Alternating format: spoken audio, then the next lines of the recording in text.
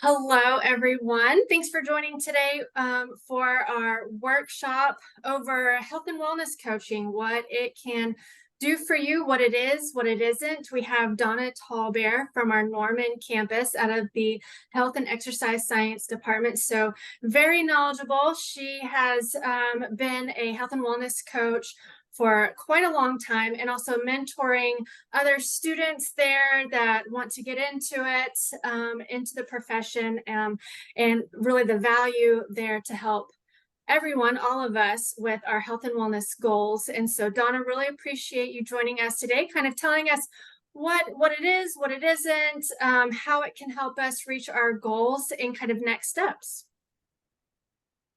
Well, thank you, Lindsay. I'm really happy to be here and see some smiling faces.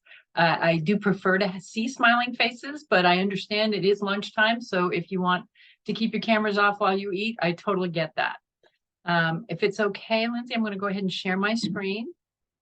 And let's see, I don't really have any sounds to share, just my screen. So let's go ahead and get started. Now, I will be asking some questions. If you would, any responses you have for now, we'll write them in the chat. And I had the chat open. Let me have it open again. Okay, I'll have it open over here. Hopefully you can't see that. You can just see my screen. Okay, so let me just tell you a little bit about my background as a coach and why we're doing this. I was introduced to coaching in 2002. I got to see the head of Well Coaches, Margaret Moore, do a health coaching session with someone in a seminar that I went to. And I was like, oh my gosh, this is it.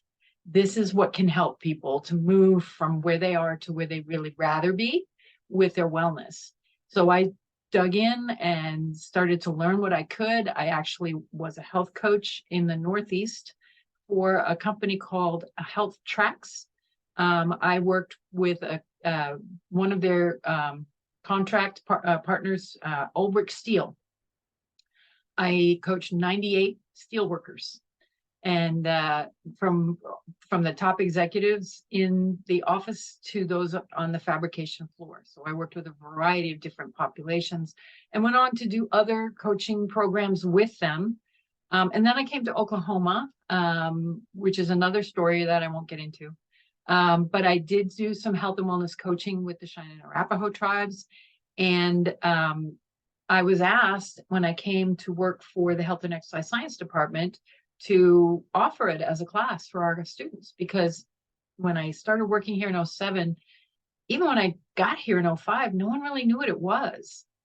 And we've been doing it for so long up in the Northeast. I'm like, well, let me share this with you. So I teach a class for undergraduates, and those students who've been successful in the class can then do independent study with me. And if you've noticed, LiveWell OU has offered coaching in past semesters when I've had a student, and that student does one-to-one coaching with OU faculty and staff. But what we've noticed is sometimes people don't stay the course because they're expecting something else from the program. So that's why we're doing this, so you understand what coaching really is, so you can decide, is this something I want to do?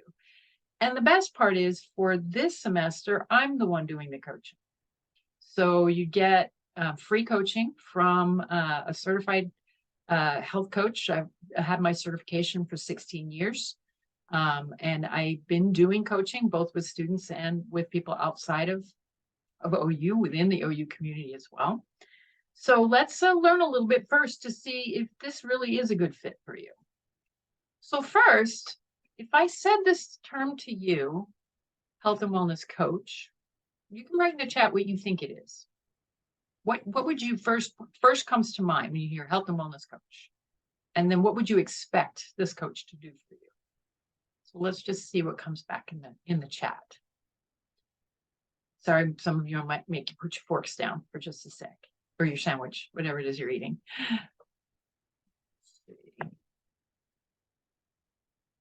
Waiting on some responses, or I might have to refresh my page. So what comes to mind?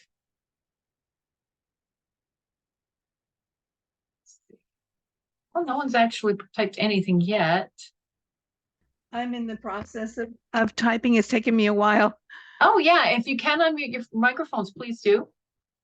Oh, good. We can do that. So Absolutely. I just wasn't sure if you could or not. what comes to my mind is like an assessment of not an assessment, but like an evaluation of where you want to go with a person's health and wellness. Mhm. And then what I would expect is like strategies for achieving those goals, maybe something like that. Yeah, that makes Ideas. sense. Yeah, and Tracy is someone who's able to translate health and wellness information to help me become healthy and well, identifying goals, person who helps me with overall wellness. You're not far off. These are absolutely things that will happen throughout the course of a health coaching program. This is definitely not what coaching is. This may happen on our football field, but it does not happen in the health and wellness coaching relationship. Yes, information is something that especially health and wellness coaches have been trained in when it comes to the basics of healthy nutrition, of physical activity, stress management, sleep. And some health coaches who work specifically with insurance companies will be skilled in disease management. If someone has type 2 diabetes or has had cardiovascular disease or high cholesterol, they will have that extra piece of knowledge. But we don't diagnose and we don't tell you what to do. That's where it differs. Because we know this can be the outcome. Take a minute and read this cartoon. Because I love this. It's not that his wife is being mean, but clearly telling someone and giving them the information and saying, go do this, isn't working. It hasn't worked for a long time. It doesn't matter who the information is coming from. If it's coming from their doctor, if it's coming from their dietitian, if it's coming from their spouse. We're less likely to do what others tell us, even if it's good for us, mainly because of a very innate unconscious need we have for autonomy. Our lives are ours. We don't necessarily feel these people have are against us in any way, but it's not as visceral and it's not as important when it comes from someone else. That's kind of what coaching has figured out. So what is it? It's a partnership.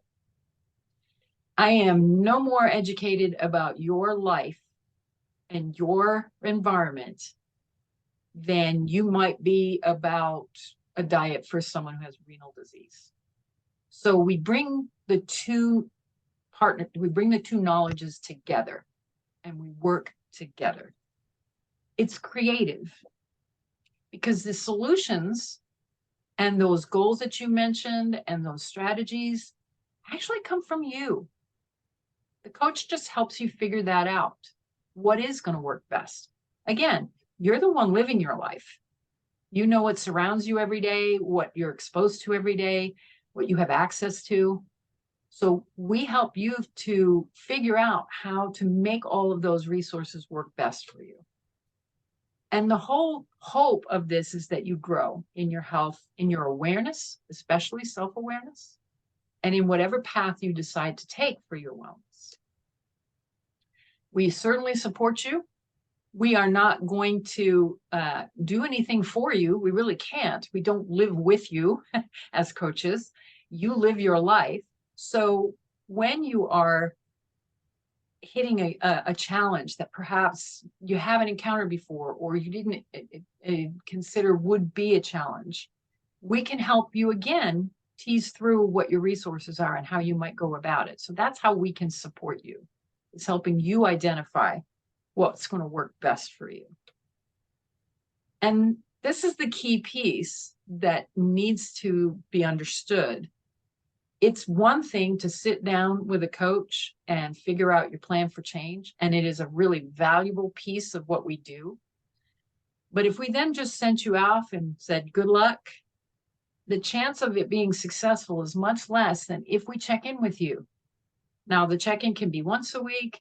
I wouldn't go further out than twice or once every 2 weeks, twice a month, because it's in those moments that the real work happens. The plan is great, but a plan is like a piece of paper sitting on a desk.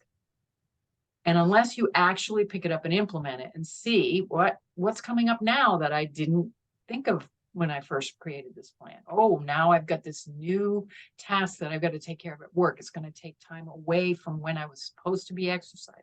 How do I work through that? So it's that ongoing piece, especially in the first 2 or 3 months when you're just getting this new behavior ingrained. That's when it's most important to have that continued contact. So the approach is, as I mentioned, you're the authority in your life. We act as a facilitator. I'm never going to should on you. You should do this and you should do that. Never. You do what you're ready to do and what you feel motivated to do. So there's 2 real important pieces there. You expand on what's going well. This is another piece that's different. I'm not going to sit down and say, okay, tell me what you feel is wrong with your wellness. What are you not doing? That's so deflating. And remember, this is a creative process. We start there, your creativity goes like this, and you no longer can really see the possibilities. So we will together discover those solutions. And I'm going to help you look in that mirror again and see yourself differently. See the strengths that you may have forgotten are there. Nurture those strengths. See the resources that maybe you either weren't aware there or had sort of lost track of how to use. Maybe you just put them down for other reasons. So this is the approach. We help you navigate what we call the stages of change.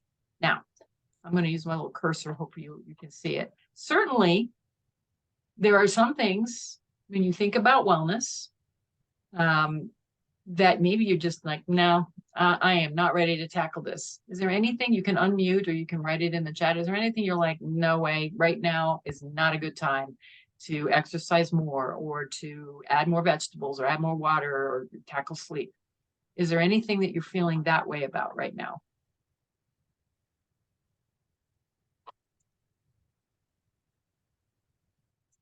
And if not, that's great. It's wonderful to have yourself open to the next stages, which fall kind of right in here, which is thinking about it. You're weighing the pros and cons and see what might be something you're interested in. A friend will not give up Dr. Pepper. I've worked with people. What is it about Dr. Pepper? It just must be this really wonderful beverage. But I have worked with clients on that front as well. Now, with your friend, do you think it would be valuable for me to tell you just got to stop? No, it's clearly not, Andrew, because they don't want to. So why would I focus on that? So instead, we focus on, there's a middle stage in here called preparation. And I call these people I'm ready. I want to do it. I'm ready to do, and then the ... comes in from you. What are you ready to tackle now?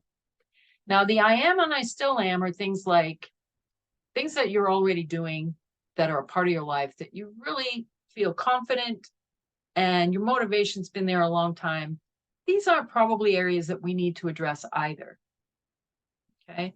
We want to keep them on track. And if things change, and that's the thing, that's why this is a spiral staircase, because you can be here and something can happen in your life that knocks you all the way back to this preparation or even contemplation where you're thinking about it again. So these stages of readiness to tackle things are tied to your confidence and your motivation, but also to your environment and what's going on around you. Any questions about that so far? We understand there are some things we're just going to leave off the table and other things we're going to focus on because you're going to have the best possible outcome when you focus on what you're ready to tackle. All right. So why does this work? This was a quote by Albert Einstein. You can't solve our problems, and we aren't going to focus on problems. We can't change our ingrained behaviors. We can change this wording with the same thinking that we used when we created these ingrained behaviors. You just can't. You can't go back and unscramble a scrambled egg, but you can create a new pathway.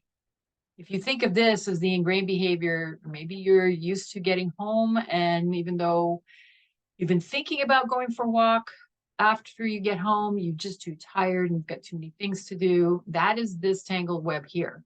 That is what is embedded.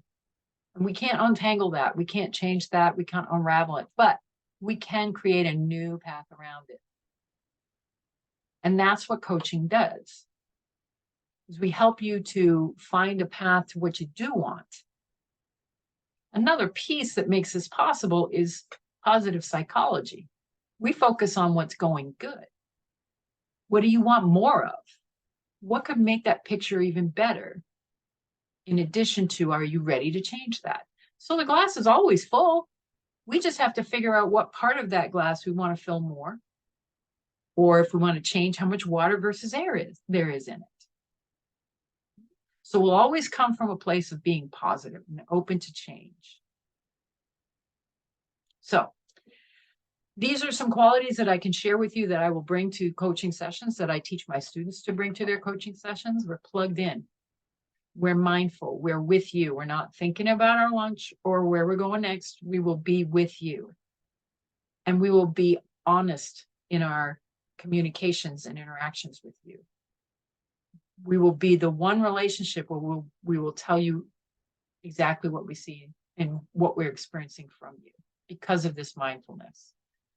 Yes, I wish I could sit like that little puppy, but not these days.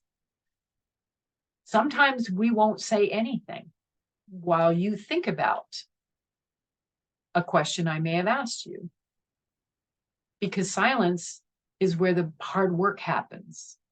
I've seen it with many clients that I've asked them a question about something they're sort of thinking about, and I just wait and let them consider and let them think. And that's where your creative process comes in, where you think about, what is it that I really want from eating more healthy? Why is that important to me?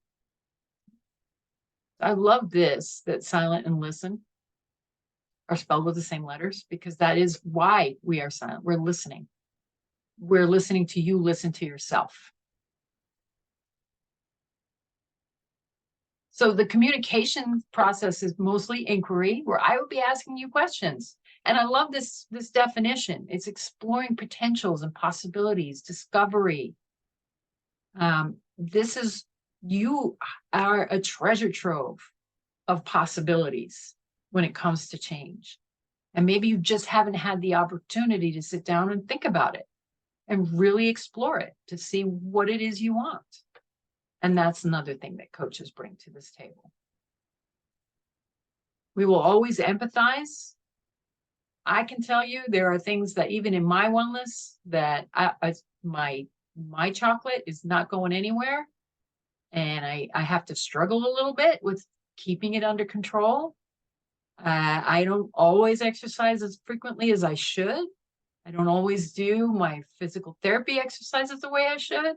So I can understand, and so can anyone who's tried to change. And even if I don't know exactly how you feel, I can imagine.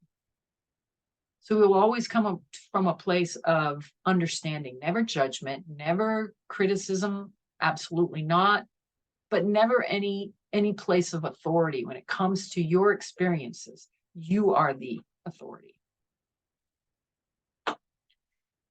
I will also, as I said, I will be honest in my communication with you.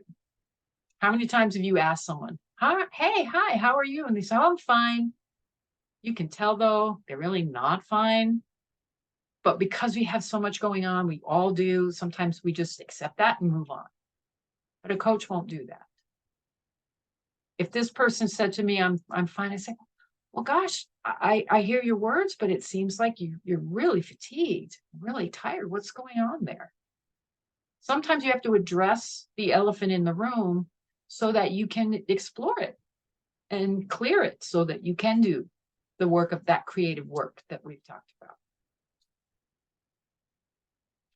And how do we do that is how we reflect what we hear from you. The power of listening allows us to reflect what we're truly hearing from you in terms of what it is that's going well, what it is that you truly want, what might be a conflict that you're not even aware of, and it comes out in how you say things.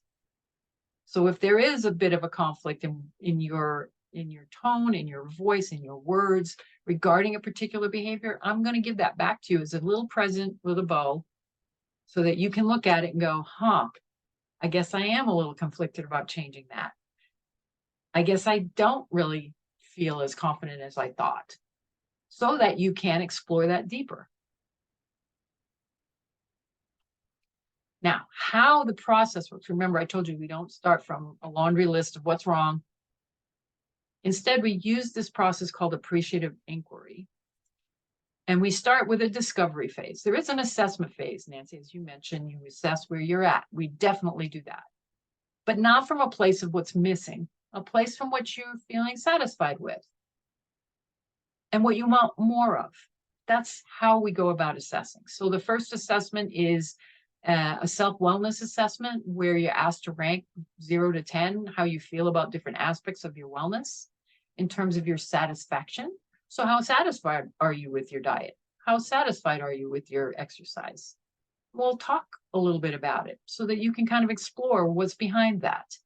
And those areas that maybe you're not as satisfied, we'll ask, well, what do you want more of? It could be you're not satisfied because they're not pieces you're either ready to work on or that really fit in your life. Well, why should we explore that? If it's not valuable to you in this moment and something you're ready to tackle or want more of, then why would we want to spend that much time on it? So once we've done that assessment, then we go into what you value most. Here's another really key piece of why coaching works. In order to blast through that spaghetti diagram I showed of the old behaviors and go around it and create this new path, that's a lot of work. You got to really want it. You got to really want it. Well, how do we get you to really want it? It's not up to us. It's up to you. So what does it connect to? If exercising more gives you more energy to play with grandkids or to be there for your kids when they're struggling with stuff at school, if that energy allows you to be more plugged in at work and more productive so that you, when you come home, you have more energy for your family, then you're more likely to stay the course with the behavior. So we will dig into what you value most to find out, why do you want this? And why do you want it now? Because when you can recall that in the moment, say when you get home and you're supposed to go for the walk, but you really just want to take a break and sit and watch television, or you start plugging into the mess that maybe your kids have left rather than taking care of yourself, then maybe it'll steer you back to what you committed to. And remember, these commitments that you're making are to you, not to me as a coach. You're committing to yourself. So that's another reason why we want to find those deep, visceral, salient reasons for change. All right. Next, we're going to dream. This is my favorite stage. I love this because you get to just imagine your best well self. You get to paint yourself this picture. If I were at my best well self, I would be, and then ... you fill it in. And it doesn't have to be something you're already doing. It doesn't have to be something you think you should be doing. It's what you feel you would want to see happening in your future. Now, are we going to tackle everything in that vision? No. We're going to tackle the ones that you feel most confident and most motivated to do right now. But we want to have the bigger picture because it's so inspiring and so uplifting to see that you could be that person. You could be that best well self. We'll also kind of open the lens a little and see, are there people supporting you? What are you leveraging in your environment? Are there support behaviors you're doing that make this possible? So once we've got the dream painted in this beautiful picture, then that's when we write your plan. We start with goals that are 3 months away.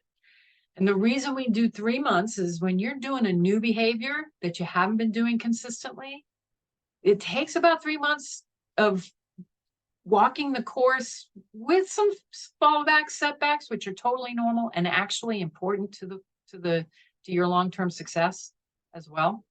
Because every fallback or every setback means another opportunity to change your plan and make it better. So that's why it takes 3 months, because things happen, right? When you're making plans and life throws things at you that you didn't expect. So when we can tweak that plan in real time through that course of those 3 months, then you're more likely to reach that long-term goal. Then we'll set a first week's goal. I call them action steps. What actions are you going to take this week that will contribute to your long-term success in 3 months? And then we're going to see who's going to support you. You have to have support in this endeavor. You're not living on an island. You are impacting others as others are impacting you. So one of the things we always recommend with any client is, once you've set your goals and your action steps, tell the people around you that you're doing this, because they're going to expect you to stay with that spaghetti pathway, not the new one. And they're not going to know what's going on if suddenly you come to the lunchroom and you're eating salads now. What's that about? Right? So you need to let them know. And I would be willing to bet most folks would be supportive in what your efforts are. We will also go through as many challenges as you can see and visualize in that first week.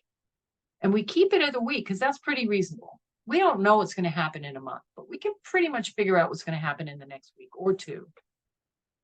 And we'll try to find solutions for each and every one of them. And then once that's done, what I do is I send you an email outlining your values, your vision, your 3-month goals, your action steps, who's going to support you, and your solutions to challenges. So if nothing else, you get that first email with your plan. But the next part, as I said, is the most important for success, is that continued contact. We're going to deliver that plan by being there to walk the road with you for those first few sessions, or first few weeks, to help you keep on course with your success. And to have someone as a sounding board when things didn't go the way you hoped, or maybe a solution didn't work, and we can go back through and see if we can come up with another course of action. Okay. So I'm assuming there's probably going to be some questions for me about coaching at this point. We'll just ask that first before we move on, because I want to be respectful of your time. We have a full hour, I'm assuming. About? Yeah. Yeah, we can go up to an hour, but absolutely whatever time we need. Okay. Did anyone have any questions so far?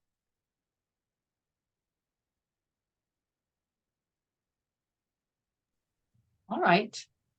So this is what I would ask you before you reach out and let me know whether or not you want to do coaching. Because this is part of the contract that I have my clients sign with me. I have my version, my portion of it, as well as the client portion. So first and foremost, are you ready to take responsibility to make a change in something? It's invaluable to you to do coaching if you're not ready to make a change on some level with at least one behavior. Are you ready to invest 6 weeks in doing it? Normally coaching goes longer, but because of where we're starting in the semester, and if people wanted to do every 2 weeks, I wanted to make sure we could finish before the semester ended. You are open and honest with your health and information. And I will tell you, with that, all health coaches are beholden to HIPAA. Any health information that we exchange, whether it's through email, whether it's through our conversations in our coaching sessions, that stays with me. Those emails that I send you, you choose where you want them to go. so that it's your choice as to where, but I'm always going to use the OU server because it's the most secure. So that confidential information it's really the nuts and bolts of a coaching session. So it's important you feel confident that that information will not be shared with anyone up at OU, or even LiveWell OU for that matter. That will stay with me, and you can have it anytime, and you can let me know if you want it destroyed when we're done. Are you ready to become more self-aware? Even if you don't achieve your action steps or your goals, you'll at least become more aware of what you want, why you want it. And that's sometimes the most valuable piece of change. Are you open to being accepting of yourself, being creative and trying new things to achieve that higher level? And again, that setbacks are not failures. They're actually opportunities to help make your plan even better. So we want to look at them from that perspective.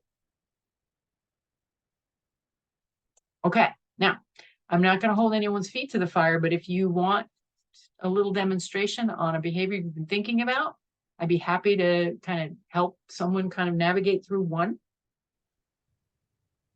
behavior they're considering changing. Something that, yeah, I'm ready to make a change on this. We can just do it on one and we can just dialogue a little bit. And if not, that's totally fine too. Andrea, yeah, unmute. So Andrea, I need your microphone up a little higher because I can't hear you. okay, I probably just have to speak louder. So I need help with getting the diet under control. I took the CDC's prevent type 2 diabetes course and did not lose any weight over the total time period. But I've kept up trying to get the habits in place, and I think I'm ready to do that now.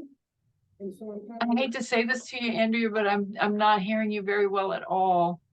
Is there a way to turn that microphone up a little more? I think my mic is in this phone, in this. Oh, okay. Okay, I can hear you now, and I turned my speaker all the way up. I hate to make you walk through that again. No problem.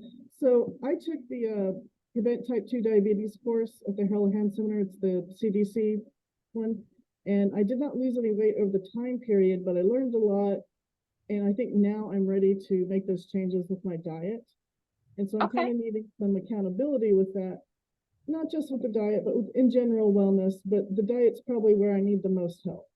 Okay. Just trying to eat healthier and have someone to check in and say, okay, you need to get back on track, or how are you going to get back on track?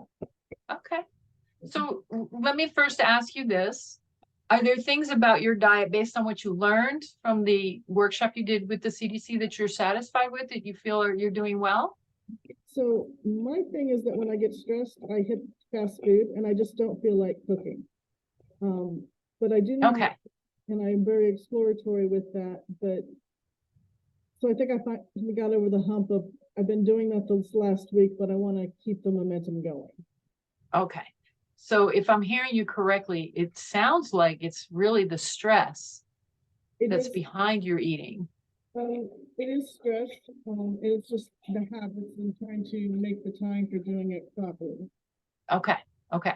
So we can talk about either the stress itself, or we can talk about the time to do it properly. Which would you prefer to talk about? Talk about the time to do it properly.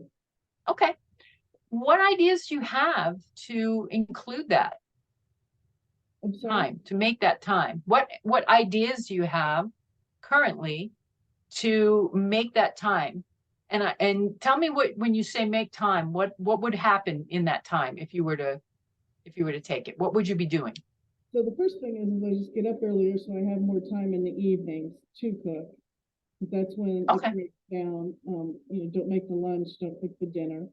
The second thing is I have been trying to work out also, and trying to do both the workout and cook in the same evening is difficult. So maybe trying to increase some of my workouts on some days and then cook on the other days. That's a little bit difficult for some health reasons. Just trying to get that time period up is a little bit challenging for me. But slowly we're getting there. Okay. So it sounds like you have ideas already. You've already been trying to do both cooking and exercise on similar days. Good for you. That's a lot. That is a tall task to try and fit both of those pieces in especially if you're working a full-time job and you've kind of got a limited amount of time. When you cook, tell me a little bit about how long that takes and what you're cooking. So when I cook, I tend to be very involved and do more steps, instead of doing the veggie broth from the grocery store, I make my own. So that can be a challenge too, in trying to not make it so complex that I actually will get it done. So I'm trying, a lot of times I'm just going to prep the vegetables and snack. Okay. Like snacking, but don't make it a big 4-course meal. Just make it something simple. It doesn't have to be elaborate. Okay. So it sounds like you're already aware that you need to shorten up the amount of time you take, and you've got some ideas. Buying the pre-made veggie broth will help. I don't like that because I'm not supposed to have salt, and the main ingredient turns out to be salt. Okay. So Yeah. all the things I try to do myself. But that's just an example of where a lot of things I prefer to make myself than purchase, because there are reasons health-wise. Sure. And good for you knowing how to do that. And I know that making your own broths can take a lot of time, because you've got to really take time to let that flavor build up in that broth. So given that, can you look at your week and tell me, is there another time you could do that? So I usually end up doing it on the weekend, and I just take my vegetable scraps and put them in the Instant Pot and walk away, and then come back a few hours later, strain it and use it. Okay. So what keeps you from doing that consistently? Stress and allowing depression to get me down on weekends. Just not getting up and doing things. Okay. So let me ask you this. You went to this workshop on the CDC and you learned about how to prevent type 2 diabetes. Yeah. And it sounds like you have some skills for it. Yeah. Tell me why you want to do this.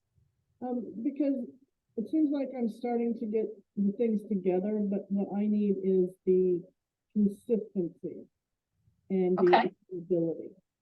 And so it's like I have the skills, I have the knowledge, but the doing consistently with putting them all together, and especially with the diet, has been very difficult.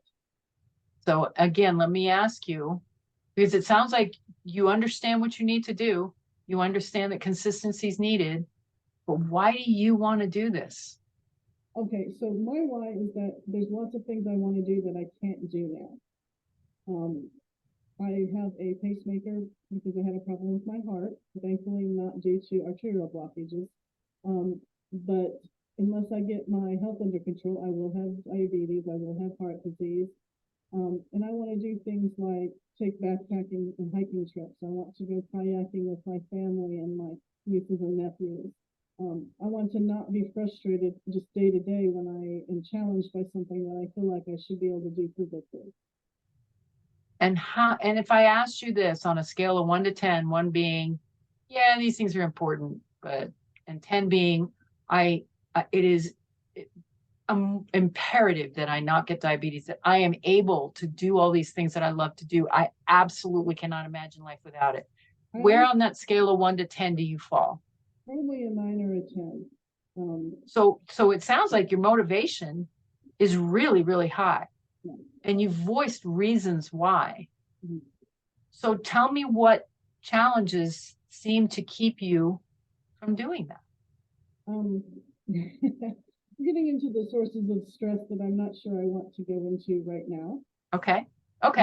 That's totally fine. But that might be the piece that if you were to work with a coach that you could explore, because I mentioned in the beginning when you talked about making those changes to your diet because of what you're choosing to eat, you said they were stress driven, and it may be the stress that's the bigger piece. Right. Yeah. And I think just, like I said, getting into the habit again has made a big difference, and just, eating one good meal and then you get a second good meal and then you feel better and you want to make more. But when you get into the habit and you don't do it, it's real hard to get on because you don't feel good or have the energy to cook a meal. So that's the other question I have for you. It's clear that you know how to cook healthy, that you have recipes in hand that you can make for yourself. When you eat that way, how do you feel? I feel much better. Tell me what much better is. What does that sound like, look like? I don't get acid reflux. I'm able to sleep better at night. I don't have stomach problems. I have energy. I get up easier. I don't have as much depression. Oh my goodness, it sounds amazing. Right. So when those things are so valuable and you are listing off all these wonderful benefits, what keeps that from being what drives you versus the stress?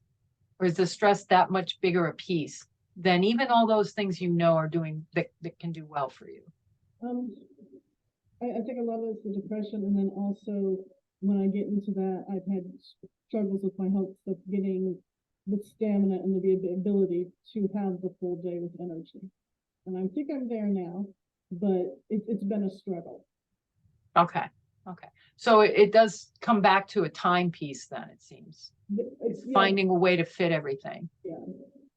Do you think that when you are planning out your weekends, you can recall how good all of those feelings and benefits are to cooking and making those preparations on the weekend? That's sort of what I'm trying to focus on, is that it does feel good, and that's why I'm doing what I'm doing. You know, like I sleep in the mornings. I'm trying to remind myself that it feels good to not be running late. Okay. I enjoy sleeping, so let's get to bed early and sleep and enjoy it rather than, having a alarm clock go off for an hour. Right. So it sounds like with the get to bed early, is that during the week or is that on the weekend as well? I'm trying to do both, because once I get off, it takes a while to get back on. So let's just take this weekend, for example. We have a 3-day weekend without you. Well, you text us on Friday. My understanding is yeah, that's we're not working. maybe not. It may not affect everyone, unfortunately. I think the students, but not us. Well, it's Columbus Day, or actually, I take that back. Indigenous Peoples Day on Monday, but not everybody gets that off as well. I know. But let's just think about Saturday and Sunday. Can you imagine a time when you can do this preparation this weekend? So what I've been doing is I'm trying to Friday night kind of do an assessment of what I still have, clean out the refrigerator, maybe do some meal planning. Saturday, what I've done in the past and I'm planning on starting up again is. Okay, so let's take one day at a time, because we want to take one behavior at a time. So you mentioned Friday night as well, Saturday and Sunday? Yeah. So which of those 3 days are you most confident you can go to bed early and make sure you get your prep done that day? Sunday. Okay. Scale of 1 to 10. 1, nah, I'm not really that confident. 10, absolutely, I can do this. Where are you? 6 or 7. 6 or 7. That's good. That's not bad. What keeps you from being an 8 or a 9? Probably just not having done it too many weekends and not having the confidence in it. Yeah. So when it's new, it's kind of hard to feel confident in something you haven't done yet. Do you think you can recall your motivation to help kind of move you up a little bit? How about support? Who can support you to make sure you get it done Sunday? I've got some sisters that would probably check in with me and say, hey, have you done this yet? Okay. So maybe that can be one of the pieces that you add, is that you will reach out to one of your sisters and say, hey, check in with me, make sure that I'm getting to bed early on Saturday night so I can get up early Sunday and take care of my prep that day. So if you were to state it as if you were doing it, this Sunday I will complete that statement. This Sunday I will get up early so I have time to enjoy the weekend and do my meal prep, grocery shopping and meal prep that I need to do. All right. And now that you've kind of thought about your support, scale of 1 to 10, we understand that it's new, but scale of 1 to 10, how confident are you? Probably the 6 or 7, maybe even an 8. Still about a 6 or 7. Do you see any other challenges that might get in the way other than not having done it before? It's that when I get stressed and then I need more sleep or I get worn out. So it's the consistency of the schedule so that my body can deal with it all. Okay, so that would be beyond the scope of our time to explore the stress, but that's how this would work. We would help you to set that action step and state it Mm, in an affirmative language. This Sunday, I will. mm, And then we put underneath the solutions to make this action step more achievable, I will. And that would be where we would explore the stress piece and how you might address that so it doesn't get in your way. yeah. And write that your sisters will help hold you accountable. Okay. And this is how we take each behavior that you want to tackle. If you were to decide that you wanted to create this plan, every behavior is its own piece that we need to address. And sometimes things are intertwined, like the stress piece. And my guess for you, Andrea, is if there was a way to deal with that, all these other things might be easier, it seems, based on what you're sharing with us. Thank you. But I thank you so much for being willing to kind of walk a little bit of this road to see how this might work. I hope that Sunday you're able to get up earlier and do your prep, and don't forget to ask your sister to help keep you accountable to it. But I want to be respectful of everyone's time, and we only have 10 minutes left. So I wanted to see again if there were any questions that people might have for me. And I wanted to put up my email so that you can reach out. And these are my babies. This is my latest baby. This is Oakham. He's a little terror. He's about to be 16 weeks. Tiny is 12 years old, and we just recently lost our minnow back in March. So Tiny has now got to deal with little Oakham, and hopefully they'll get along soon. As soon as Oakham stops channelizing, torturing her, maybe they'll get along soon. That's my stress, is getting these two dogs to get along. So I have a question. Sure. You said you will be the coach, and how do we start that? Well, it would start with you emailing me and letting me Okay. know that you're interested.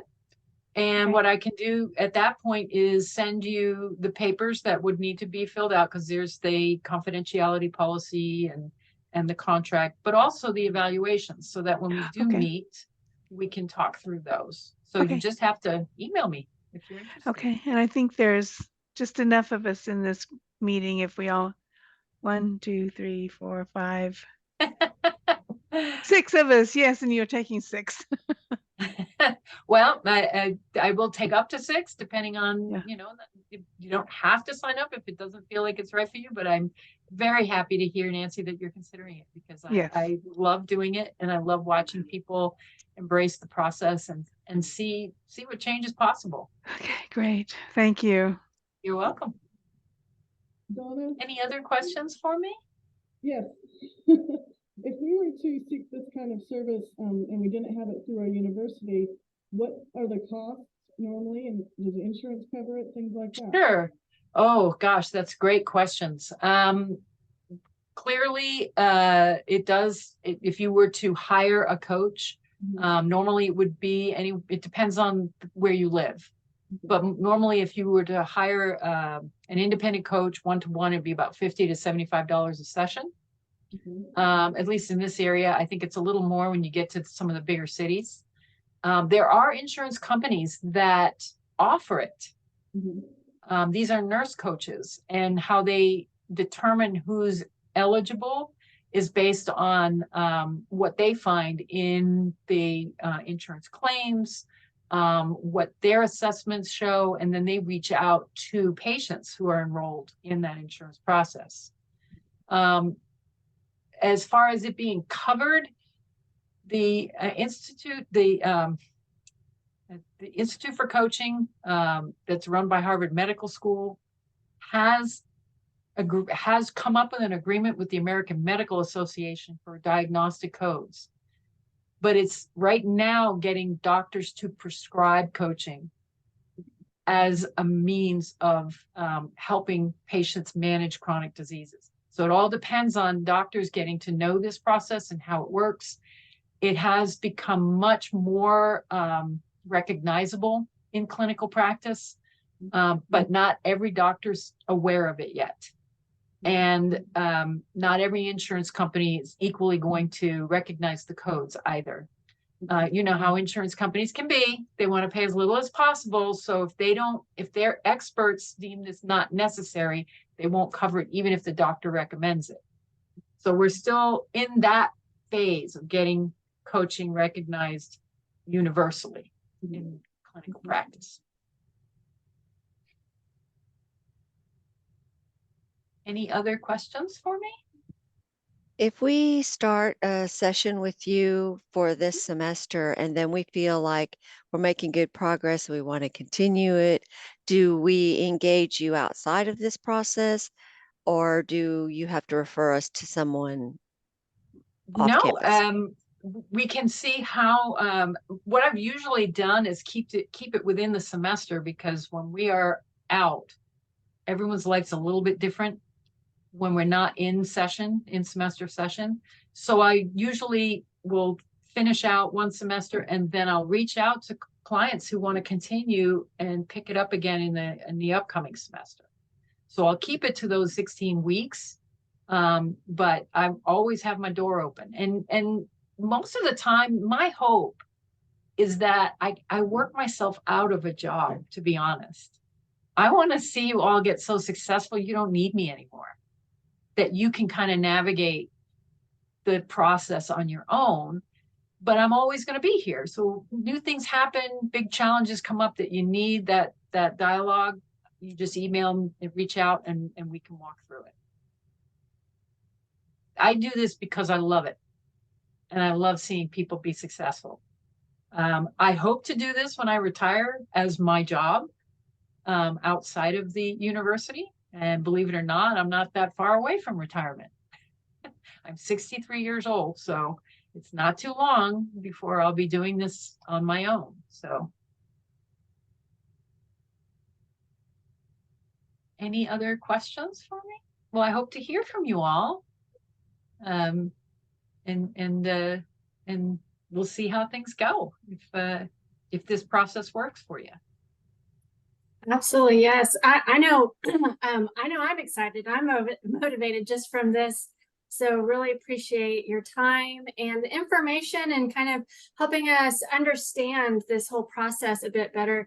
And also, Andrea, just being willing to be open with everyone too. That was outstanding, and really appreciate that. That takes a lot of courage. So thank you so much for being so open.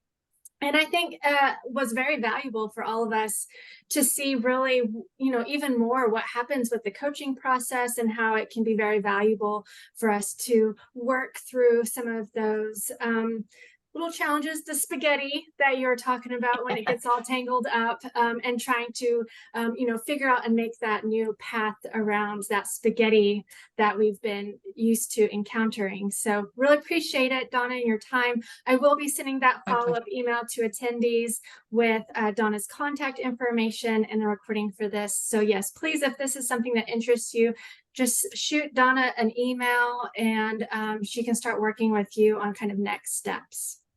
So thank you all, and enjoy the rest of your day. Thank you all.